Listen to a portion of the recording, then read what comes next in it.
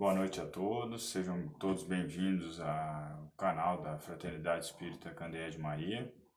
Mais uma terça-feira para a gente refletir em cima do Evangelho, né? Hoje falando aqui do capítulo 10 das bem-aventuranças, né? Mais uma das bem-aventuranças. Então, bem-aventurados aqueles que são misericordiosos. Bem-aventurados aqueles que são misericordiosos, porque eles próprios obterão misericórdia. São Mateus, capítulo 5, versículo 7.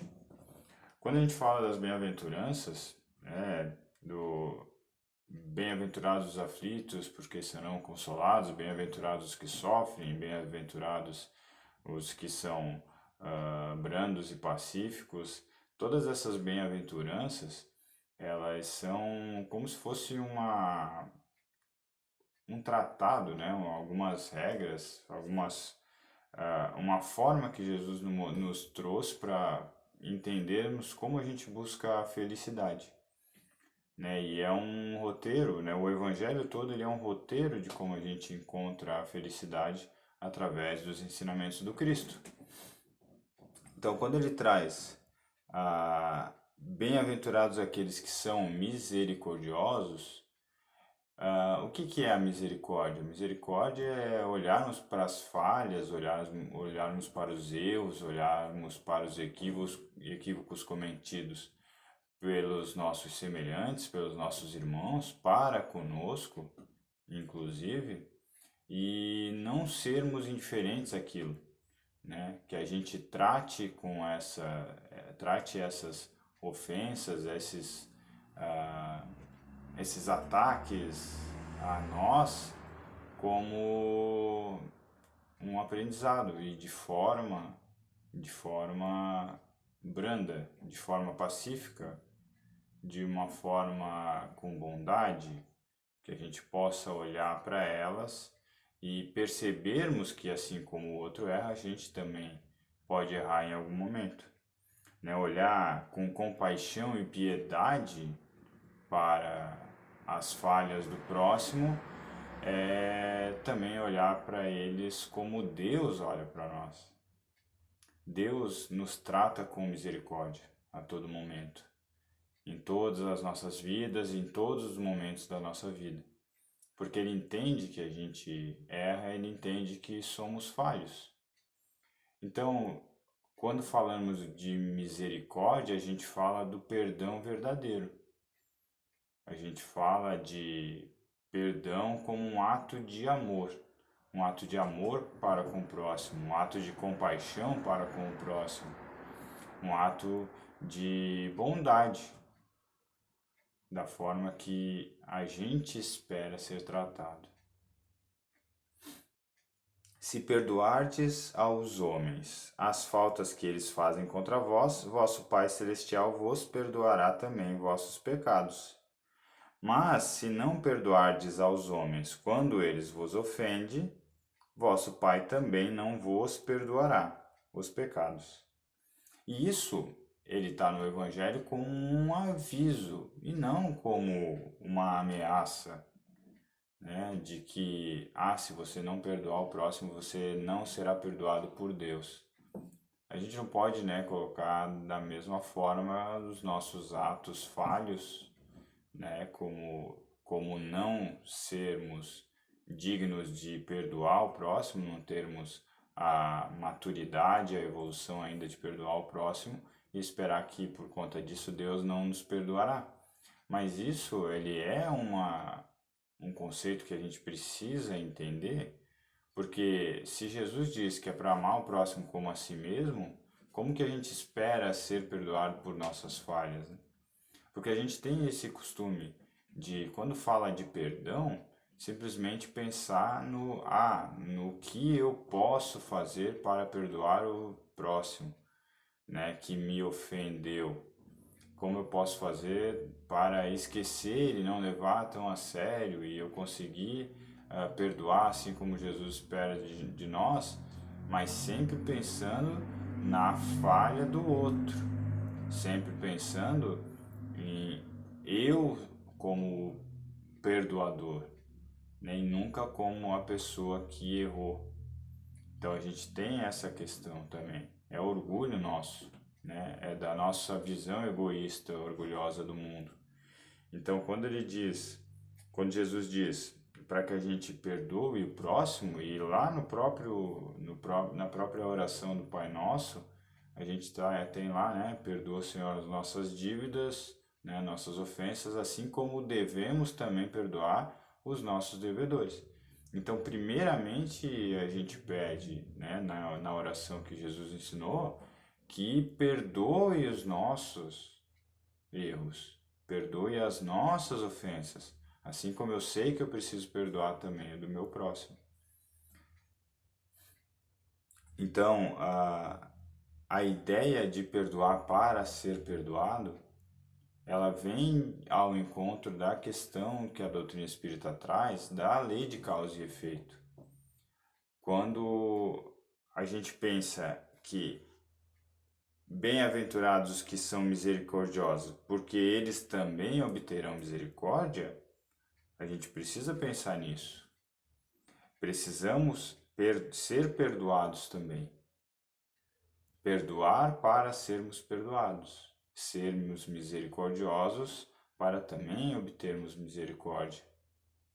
E quando a gente fala de perdão, perdoar sinceramente, não é perdoar só da boca para fora ou dizer que eu te perdoo para parecer que é superior ao teu próximo, né, que errou, para agir de uma forma orgulhosa de dizer, olha como eu sou superior, eu estou te perdoando.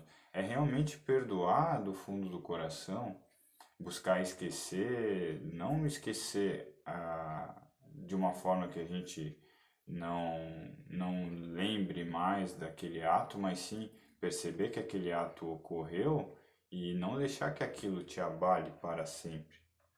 E realmente ter as condições de realmente perdoar aquele e deixar, como a gente fala, né, que o perdão ele liberta, porque realmente gerar uma ofensa ou não perdoar uma ofensa acaba gerando uma ligação negativa com outro espírito.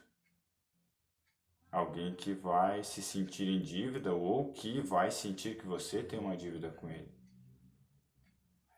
E quando a gente fala de realmente perdoar do fundo do coração, realmente buscar o perdão, né, e não tentar enganar, é porque a gente também precisa perceber, tanto para a gente enfrentar quanto para o ensinamento do próximo, quando algo nos ofende. Perceber que aquilo realmente me deixou triste, aquilo realmente me chateou, aquilo realmente me ofendeu, enfrentar aquilo, né? Não existe coragem se não existe o medo. Então a gente precisa enfrentar, né, o que incomoda a gente para que a gente possa realmente superar. E da forma de enfrentando essa situação e percebendo que realmente aquilo nos incomodou, a gente pode também ajudar o outro a se melhorar, explicando para o próximo, olha só, né, existiu um erro, existiu um equívoco, existiu algo que me ofendeu, me deixou triste. Então você precisa perceber que aquilo precisa ser reparado. E você também precisa se libertar disso perdoando.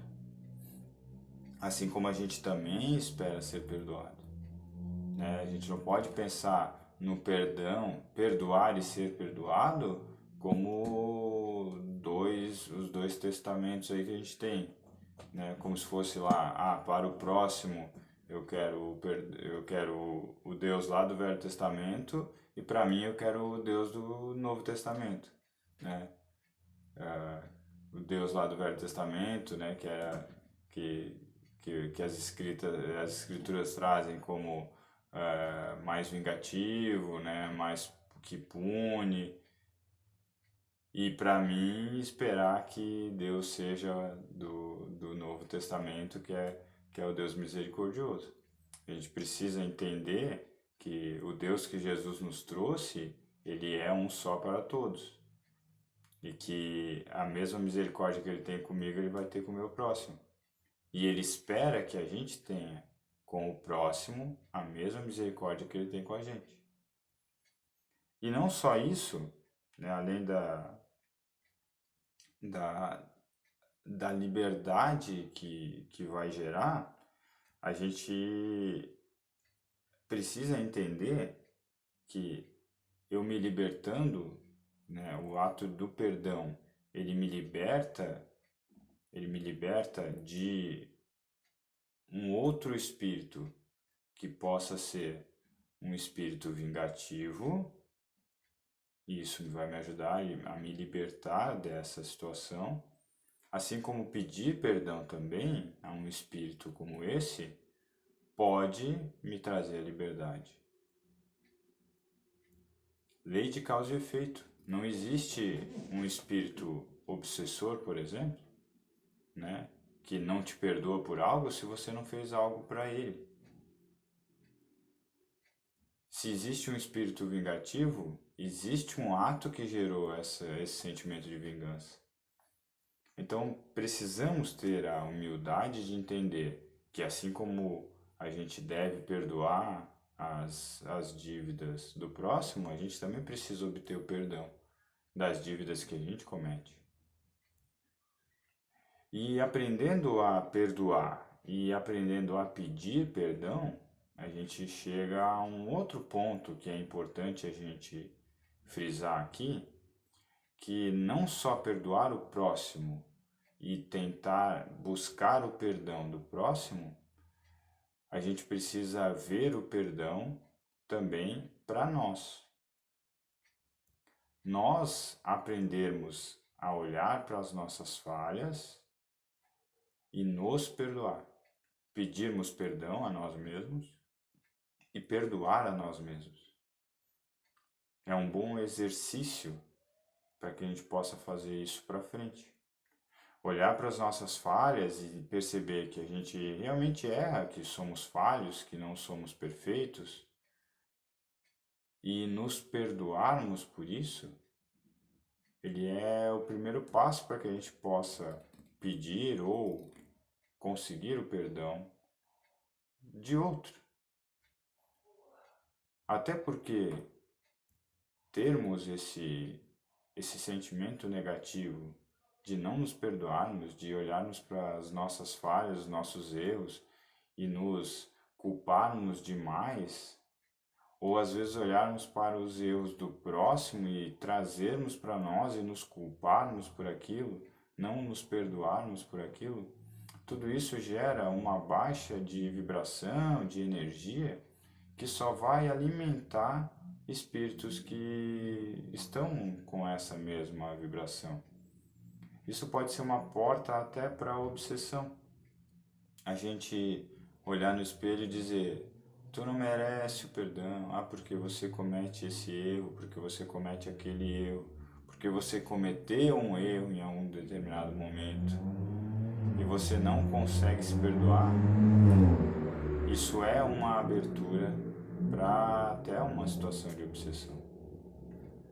Então, precisamos que essa energia do perdão ela se estenda, além de obtermos o perdão, darmos o perdão de terceiros, que a gente também, através da nossa reforma íntima, através da nossa mudança interna, através do entendimento do que é esse sentimento que Jesus trouxe do perdão, que é um ato de amor, que a gente possa aplicar esse sentimento a nós também.